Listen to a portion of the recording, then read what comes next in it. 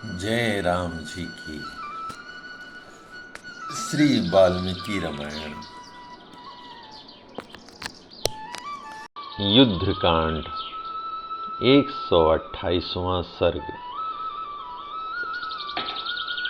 भरत द्वारा श्री राम को राज्य लौटाना, श्री राम की नगर यात्रा, उनका राज्याभिषेक, वानरों की विदाई तथा ग्रंथ का महात्म्य। तत्पश्चात कैकेयी नंदन भरत ने मस्तक पर अंजलि बांधकर अपने बड़े भाई सत्य पराक्रमी श्री राम से कहा, आपने मेरी माता का सम्मान किया और यह राज्य मुझे दे दिया। जैसा आपने मुझे दिया उसी तरह मैं अब फिर आपको वापस दे रहा हूँ। अत्यंत बलवान बैल जिस बोझ को अकेला उठाता है उसे बछड़ा नहीं उठा सकता, उसी तरह मैं भी इस भारी भरकम बोझ को उठाने में असमर्थ हूँ। जैसे जल के महान वेग से टूटे या फटे हुए बांध को, जबकि उससे जल का प्रखर प्रवाह बंध रहा हो, बांधना अत्यंत कठिन होता है, उसी प्रकार राज्य के खुले हुए छिद्र को ढक पाना मैं अपने लिए असंभव मानता हूँ। शत्रु दमन वीर जैसे गधा घोड़े की और कौआ हंस की गति का अनुसरण नहीं कर सकता, उसी तरह मैं आपके मार्ग का रक्षण रूपी कौशल का अनुकरण नहीं कर सकता। महाबाहो नरेंद्र जैसे घर के भीतर के बगीचे में एक वृक्ष लगाया गया, वह जमा और जमकर बहुत बड़ा हो गया, इतना बड़ा कि उस पर चढ़ना कठिन हो रहा था। उसका तना बहुत बड़ा और मोटा था तथा उसमें बहुत सी शाखाएं थीं। उस वृक्ष में फूल लगे किंतु वह अपने फल नहीं दिखा सका। ऐसी दशा में टूटकर धराशायी हो गया। लगाने वाले ने जिन फलों के उद्देश्य से उस वृक्ष को लगाया था, उसका अनुभव वे नहीं कर सके। यही उपमा उस राजा के लिए भी हो सकती है, जिसे प्रजा ने अपनी रक्षा के लिए पाल पोस कर बड़ा किया और बड़े होने पर वह उनकी रक्षा से मुंह मोड़ने लगे। इस कथन के तात्पर्य को आप समझें। यदि भर्ता होकर भी आप इस भृत्यों का भरण पोषण नहीं करेंगे, तो आप भी उस निष्फल वृक्ष के समान ही समझे जाएंगे। रघुनंदन, अब तो हमारी यही इच्छा है कि जगत के सब लोग आपका राज्याभिषेक देखें। मध्याह्न काल के सूर्य की भांति आपका तेज और प्रताप बढ़ता रहे। आप विविध वाद्यों की मधुर ध्वनि, कांची तथा नपुरों की झनकार और गीत के मनोहर शब्द सुनकर सोएं और जागें। जब तक नक्षत्र मंडल घूमता है और जब तक यह पृथ्वी स्थित है, तब तक आप इस संसार के स्वामी बने रहें। भरत की यह बात सुनकर शत्रु नगरी पर विजय पाने वाले भगवान श्री राम ने तथास्तु कहकर उसे मान लिया और वे एक सुंदर आसन पर विराजमान हुए। फिर शत्रुघ्न की आज्ञा से निपुण नाई बुलाए गए, जिनके हाथ हल्के और तेज चलने वाले थे। उन सब ने श्री रघुनाथ जी को घेर लिया। पहले भरत ने स्नान किया, फिर महाबली लक्ष्मण ने, तत्पश्चात वानर राज सुग्रीव और राक्षस राज विभीषण ने भी स्नान किया। तदंतर जटा का शोधन करके श्री राम ने स्नान किया। फिर विचित्र पुष्पमाला, सुंदर अनुलेपन और बहुमूल्य पीतांबर धारण करके आभूषणों की शोभा से प्रकाशित होते हुए वे सिंहासन पर विराजमान हुए। इक्ष्वाकु कुल की कीर्ति बढ़ाने वाले शोभाशाली पराक्रमी वीर शत्रुघ्न ने श्री राम और लक्ष्मण को श्रृंगार धारण कराया। उस समय राजा दशरथ की सभी मनस्विनी रानियों ने स्वयं अपने हाथों से सीता जी का मनोहर श्रृंगार किया।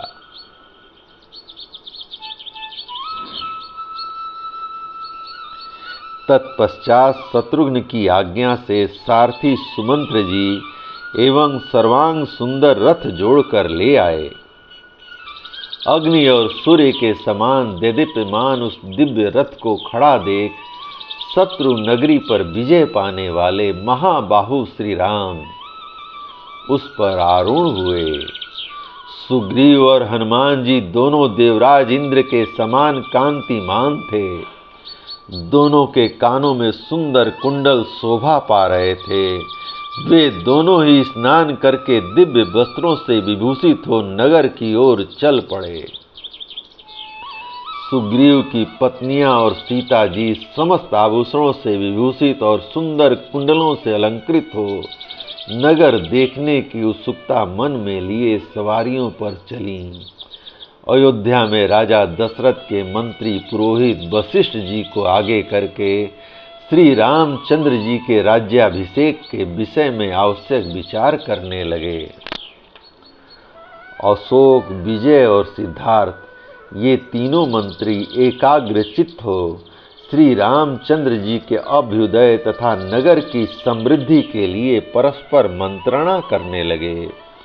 उन्होंने सेवकों से कहा, विजय के योग्य जो महात्मा श्री रामचंद्र जी हैं, उनके अभिषेक के लिए जो जो आवश्यक कार्य करना है वह सब मंगल पूर्वक तुम सब लोग करो।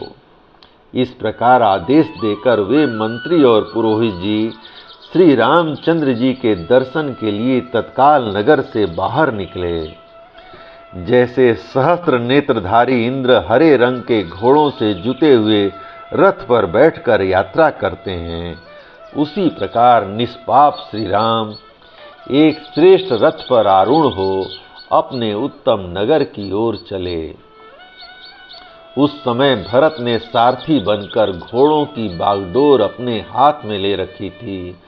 शत्रुघ्न ने छत्र लगा रखा था और लक्ष्मण उस समय श्री रामचंद्र जी के मस्तक पर चंवर डुला रहे थे। एक ओर लक्ष्मण थे तो दूसरी ओर राक्षस राज विभीषण खड़े थे। उन्होंने चंद्रमा के समान कांतिमान दूसरा श्वेत चंवर हाथ में ले रखा था। उस समय आकाश में खड़े हुए ऋषियों तथा मरुद गणों सहित देवताओं के समुदाय श्री रामचंद्र जी के स्तवन की मधुर ध्वनि सुना रहे थे। तदंतर महातेजस्वी वानर राज सुग्रीव शत्रुंजय नामक पर्वताकार गजराज पर आरूढ़ हुए। वानर लोग 9000 हाथियों पर चढ़कर यात्रा कर रहे थे। वे उस समय मानव रूप धारण किए हुए थे और सब प्रकार के आभूषण से विभूषित थे। पुरुष सिंह श्री राम शंख ध्वनि तथा दुदंभियों के गंभीर नाद के साथ प्रसाद मालाओं से अलंकृत अयोध्यापुरी की ओर प्रस्थित हुए। अयोध्या वासियों ने अति रथी श्री रघुनाथ जी को रथ पर बैठकर आते देखा। उनका श्री विग्रह दिव्य कांति से प्रकाशित हो रहा था और उनके आगे आगे अग्रगामी सैनिकों का जत्था चल रहा था। उन सबने आगे बढ़कर श्री रघुनाथ जी को बधाई दी और श्री राम ने भी बदले में उनका अभिनंदन किया। फिर वे सब पूर्ववासी भाइयों से घिरे हुए महात्मा श्री राम के पीछे पीछे चलने लगे। जैसे नक्षत्रों से घिरे हुए चंद्रमा सुशोभित होते हैं, उसी प्रकार मंत्रियों, ब्राह्मणों तथा प्रजाजनों से घिरे हुए श्री रामचंद्र जी अपनी दिव्य कांति से उद्भासित हो रहे थे। सबसे आगे बाजे वाले थे। वे आनंद मग्न हो तुरही, करताल और स्वास्तिक बजाते तथा मांगलिक गीत गाते थे। उन सब के साथ श्री रामचंद्र जी नगर की ओर बढ़ने लगे। श्री रामचंद्र जी के आगे अक्षत और सुवर्ण से युक्त पात्र, गौ, ब्राह्मण, कन्याएं तथा हाथ में मिठाई लिए अनेकानेक मनुष्य चल रहे थे। श्री रामचंद्र जी अपने मंत्रियों से सुग्रीव की मित्रता, हनुमान जी के प्रभाव तथा अन्य वानरों के अद्भुत पराक्रम की चर्चा करते जा रहे थे। वानरों के पुरुषार्थ और राक्षसों के बल की बातें सुनकर अयोध्या वासियों को बड़ा विस्मय हुआ। श्री राम ने विभीषण से मिलन का प्रसंग भी अपने मंत्रियों को बताया। यह सब बताकर वानरों सहित तेजस्वी श्री राम ने हृष्ट पुष्ट मनुष्यों से भरी हुई अयोध्यापुरी में प्रवेश किया। जय राम जी की। उस समय पुरवासियों ने अपने अपने घर पर लगी हुई पताकाएं ऊंची कर दीं। फिर श्री रामचंद्र जी छ्वाकू बंसी राजाओं के उपयोग में आए हुए पिता के रमणीय भवन में गए। उस समय रघुकुल नंदन राजकुमार श्री राम ने महात्मा पिताजी के भवन में प्रवेश करके कौशल्या, सुमित्रा और कैकेयी माताओं के चरणों में मस्तक झुकाकर धर्मात्माओं में श्रेष्ठ भरत से अर्थयुक्त मधुर वाणी में कहा, भरत, मेरा जो अशोक वाटिका से घिरा हुआ मुक्ता एवं वैदर्भ्य मणियों से जटित विशाल भवन है, वह सुग्रीव को दे दो। उनकी आज्ञा सुनकर सत्य पराक्रमी भरत ने सुग्रीव का हाथ पकड़कर उस भवन में प्रवेश किया। फिर शत्रुघ्न जी की आज्ञा से अनेकानेक सेवक उसमें तिल के तेल से जलने वाले बहुत से दीपक, पलंग और बिछौने लेकर शीघ्र ही गए। तत्पश्चात महातेजस्वी भरत ने सुग्रीव से कहा, प्रभो, भगवान श्री राम के अभिषेक के निमित्त जल लाने के लिए आप अपने दूतों को आज्ञा दीजिए। तब सुग्रीव ने उसी समय 4 श्रेष्ठ वानरों को सब प्रकार के रत्नों से विभूषित 4 सोने के घड़े देकर कहा, वानरों, तुम लोग कल प्रातः काल ही चारों समुद्रों के जल से भरे हुए घोड़ों के साथ उपस्थित रहकर आवश्यक आदेश की प्रतीक्षा करो। सुग्रीव के इस प्रकार आदेश देने पर हाथी के समान विशालकाय महामनस्वी बानर, जो गरुड़ के समान शीघ्रगामी थे, तत्काल आकाश में उड़ चले। जामवान, हनुमान, वेगदर्शी गवय और ऋषभ, ये सभी बानर चारों समुद्रों से और 500 नदियों से भी सोने के बहुत से कलश भर लाए। जिनके पास वृक्षों की बहुत सी सुंदर सेना है, वे शक्तिशाली जामवान संपूर्ण रत्नों से विभूषित सुवर्णमय कलश लेकर गए और उसमें पूर्व समुद्र का जल भर कर ले आए। ऋषभ दक्षिण समुद्र से शीघ्र ही एक सोने का घड़ा भर लाए। वह लाल चंदन और कपूर से ढका हुआ था। वायु के समान वेगशाली गवय एक रत्न निर्मित विशाल कलश के द्वारा पश्चिम दिशा के महासागर से शीतल जल भर लाए। गरुड़ तथा वायु के समान तीव्र गति से चलने वाले धर्मात्मा सर्वगुण संपन्न पवन पुत्र हनुमान जी भी उत्तरवर्ती महासागर से शीघ्र जल ले आए। उन श्रेष्ठ वानरों के द्वारा लाए हुए उस जल को देखकर मंत्रियों सहित शत्रुघ्न ने वह सारा जल श्री रामचंद्र जी के अभिषेक के लिए पुरोहित वशिष्ठ जी तथा अन्य सुहृदों को समर्पित कर दिया। तदंतर ब्राह्मणों सहित शुद्ध चेता वृद्ध वशिष्ठ जी ने सीता सहित श्री रामचंद्र जी को रत्नमयी चौकी पर बैठाया। तत्पश्चात जैसे 8 वसुओं ने देवराज इंद्र का अभिषेक कराया था, उसी प्रकार वशिष्ठ, वामदेव, जाबली, कश्यप, कात्यायन, सुयज्ञ, गौतम और विजय, इन 8 मंत्रियों ने स्वच्छ एवं सुगंधित जल के द्वारा सीता सहित पुरुष प्रवर श्री रामचंद्र जी का अभिषेक कराया। सबसे पहले उन्होंने संपूर्ण औषधियों के रसों तथा पूर्वोक्त जल से ऋत्विज ब्राह्मणों द्वारा, फिर 16 कन्याओं द्वारा, तत्पश्चात मंत्रियों द्वारा अभिषेक करवाया। इसके बाद अन्यान्य योद्धाओं और हर्ष से भरे हुए श्रेष्ठ व्यवसायियों को भी अभिषेक का अवसर दिया गया। उस समय आकाश में खड़े हुए समस्त देवताओं और एकत्र हुए चारों लोकपालों ने भगवान श्री राम का अभिषेक किया। तदंतर ब्रह्मा जी का बनाया हुआ रत्न शोभित एवं दिव्य तेज से देदीप्यमान किरीट, जिसके द्वारा पहले पहल मनु जी का और फिर क्रमशः उनके सभी वंशधर राजाओं का अभिषेक हुआ था, भांति भांति के रत्नों से चित्रित स्वर्ण निर्मित एवं महान वैभव से शोभायमान सभा भवन में अनेक रत्नों से बनी हुई चौकी पर विधि पूर्वक रखा गया।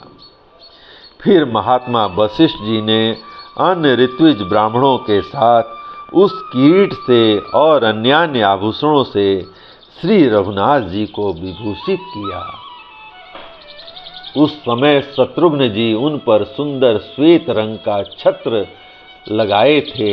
एक ओर बानर राज सुग्रीव ने श्वेत चंवर हाथ में लिया, तो दूसरी ओर राक्षस राज विभीषण ने चंद्रमा के समान चमकीला चंवर लेकर डुलाना आरंभ किया। उस अवसर पर देवराज इंद्र की प्रेरणा से वायुदेव ने 100 स्वर्णमय कमलों से बनी हुई एक दीप्तिमती माला और सब प्रकार के रत्नों से युक्त मणियों से विभूषित मुक्ताहार राजा रामचंद्र जी को भेंट किया। बुद्धिमान श्री राम के अभिषेक काल में देव गंधर्व गाने लगे और अप्सराएं नृत्य करने लगीं। भगवान श्री राम इस सम्मान के सर्वथा योग्य थे। जय राम जी की। श्री रघुनाथ जी के राज्याभिषेक उत्सव के समय पृथ्वी खेती से हरी भरी हो गई, वृक्षों में फल आ गए और फूलों में सुगंध छा गई। महाराज श्री राम ने उस समय पहले ब्राह्मणों को 1,00,000 घोड़े, उतने ही दूध देने वाली गौएं तथा 100 साँड़ दान किए। यही नहीं, श्री रघुनाथ जी ने 30 करोड़ असरफियाँ तथा नाना प्रकार के बहुमूल्य आभूषण और वस्त्र भी ब्राह्मणों को बांटे। तत्पश्चात राजा श्री राम ने अपने मित्र सुग्रीव को सोने की एक दिव्य माला भेंट की, जो सूर्य की किरणों के समान प्रकाशित हो रही थी। उनमें बहुत सी मणियों का संयोग था। इसके बाद धैर्यशाली श्री रघुवीर ने प्रसन्न हो बाली पुत्र अंगद को 2 अंगद बाजू बंद भेंट किए, जो नीलम से जटित होने के कारण विचित्र से दिखाई देते थे। वे चंद्रमा की किरणों से विभूषित से जान पड़ते थे। उत्तम मणियों से युक्त उस परम उत्तम मुक्ताहार को, जिसे वायु देवता ने भेंट किया था तथा जो चंद्रमा की किरणों के समान प्रकाशित होता था, श्री रामचंद्र जी ने सीता जी के गले में डाल दिया। साथ ही उन्हें कभी मैले न होने वाले दिव्य वस्त्र और भी बहुत से सुंदर आभूषण अर्पित किए। विदेह नंदिनी सीता ने पति की ओर देखकर वायुपुत्र हनुमान को कुछ देने का विचार किया। वे जनक नंदिनी अपने गले से उस मुक्ताहार को निकालकर बारंबार समस्त वानरों तथा पति की ओर देखने लगीं। उनकी उस चेष्टा को समझकर श्री रामचंद्र जी ने जानकी की ओर देखकर कहा, सौभाग्यशालिनी भामिनी, तुम जिस पर संतुष्ट हो उसे यह हार दे दो। तब कजरारे नेत्रों वाली माता सीता ने वायुपुत्र हनुमान को, जिनमें तेज, धृति, यश, चतुरता, शक्ति, विनय, नीति, पुरुषार्थ, पराक्रम और उत्तम बुद्धि, ये सद्गुण सदा विद्यमान रहते थे, वह हार दे दिया। उस हार से कपिश्रेष्ठ हनुमान उसी तरह शोभा पाने लगे जैसे चंद्रमा की किरणों के समूह सदृश श्वेत बादलों की माला से कोई पर्वत सुशोभित हो रहा हो। इसी प्रकार जो प्रधान एवं श्रेष्ठ वानर थे, उन सबका वस्त्रों और आभूषणों द्वारा यथा योग्य सत्कार किया गया। अनायास ही महान कर्म करने वाले श्री राम ने विभीषण, सुग्रीव, हनुमान तथा जामवान आदि सभी श्रेष्ठ वानर वीरों का मनोवांछित वस्तुओं एवं प्रचुर रत्नों द्वारा यथा योग्य सत्कार किया। वे सब के सब प्रसन्न चित्त होकर जैसे आए थे उसी तरह अपने अपने स्थानों को चले गए।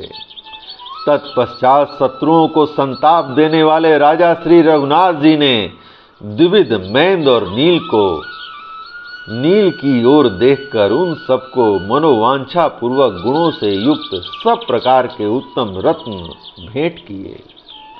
इस प्रकार भगवान श्री राम का राज्याभिषेक देखकर सभी महामनस्वी श्रेष्ठ वानर महाराज श्री राम से विदा ले किष्किंधा की ओर लौट चले।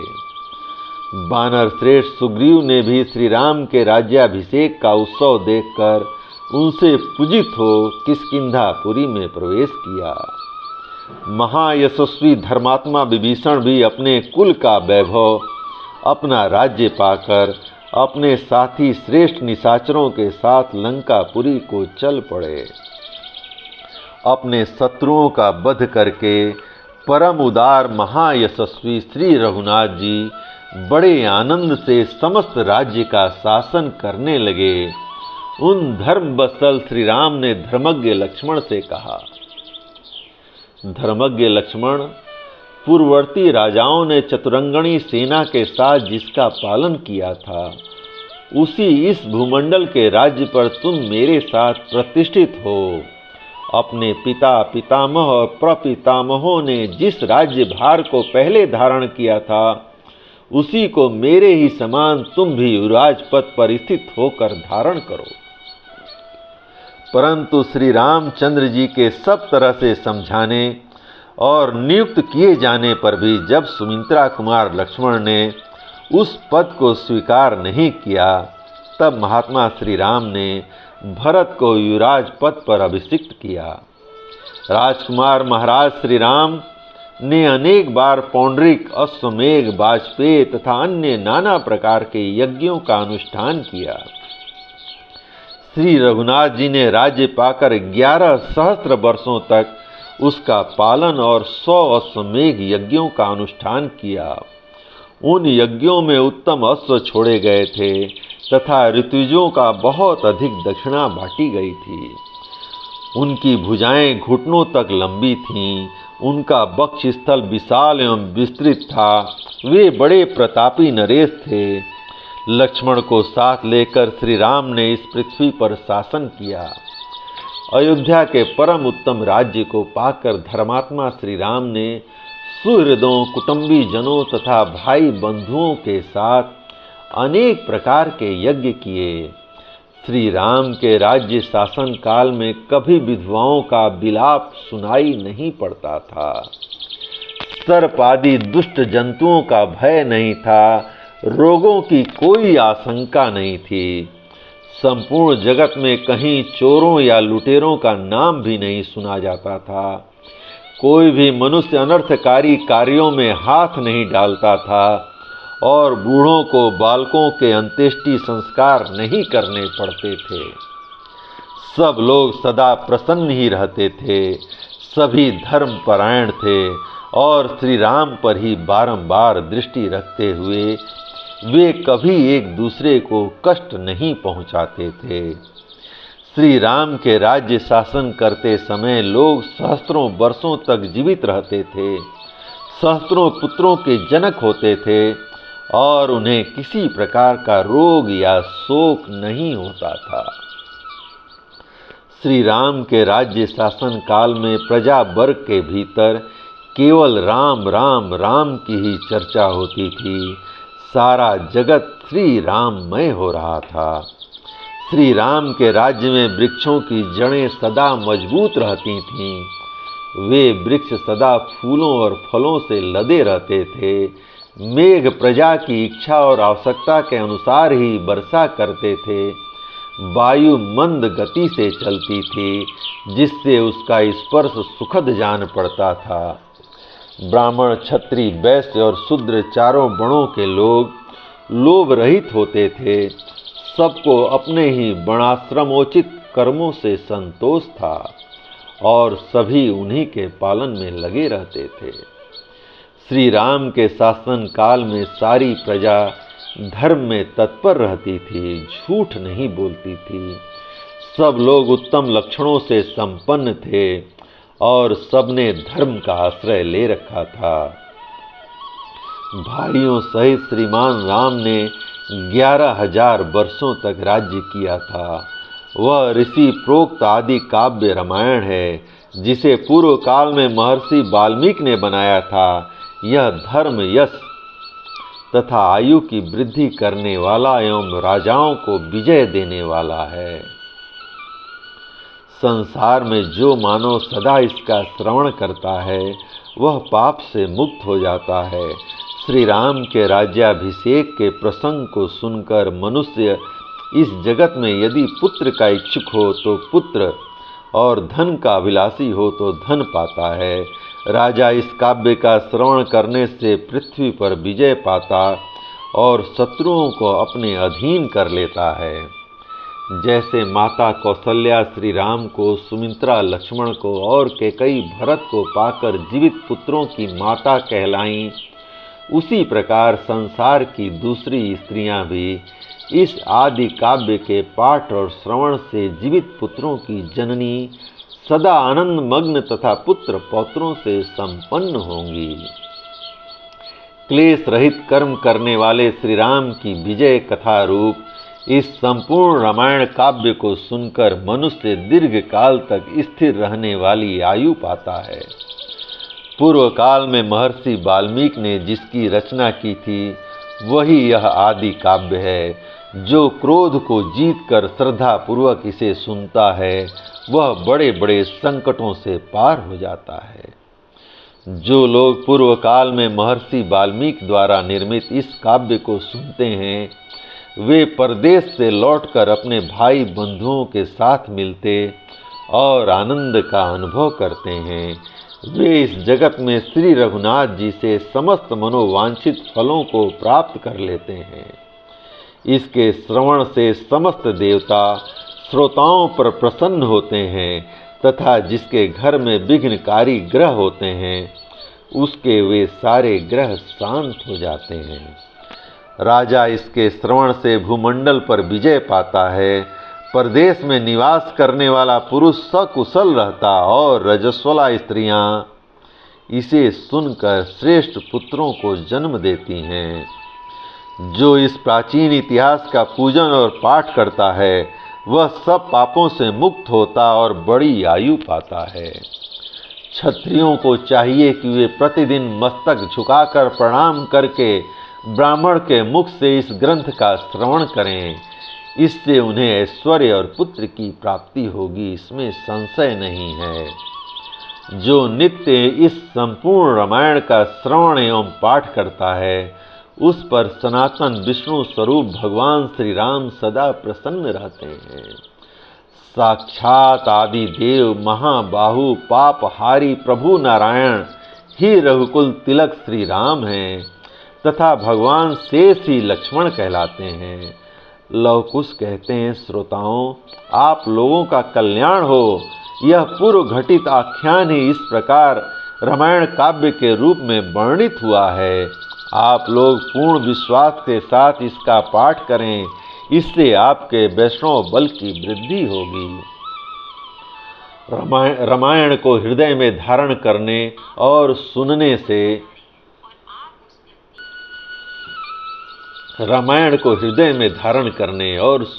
से सब देवता संतुष्ट होते हैं।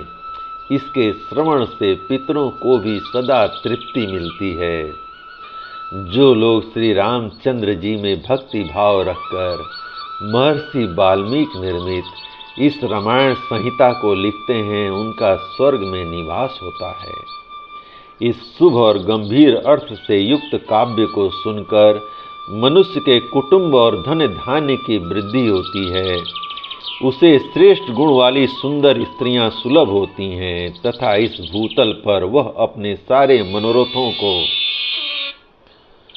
प्राप्त कर लेता है। यह काव्य आयु, आरोग्य, यश तथा भात प्रेम को बढ़ाने वाला है। यह उत्तम बुद्धि प्रदान करने वाला और मंगलकारी है। अतः समृद्धि की इच्छा रखने वाले सत्पुरुषों को इस उत्साहवर्धक इतिहास का नियम पूर्वक श्रवण करना चाहिए। जय राम जी की। इस प्रकार श्री वाल्मीकि निर्मित आर्ष रामायण आदि काव्य के युद्ध कांड का 128वां सर्ग प्रभु श्री राम की कृपा से पूर्ण हुआ। जय राम जी की।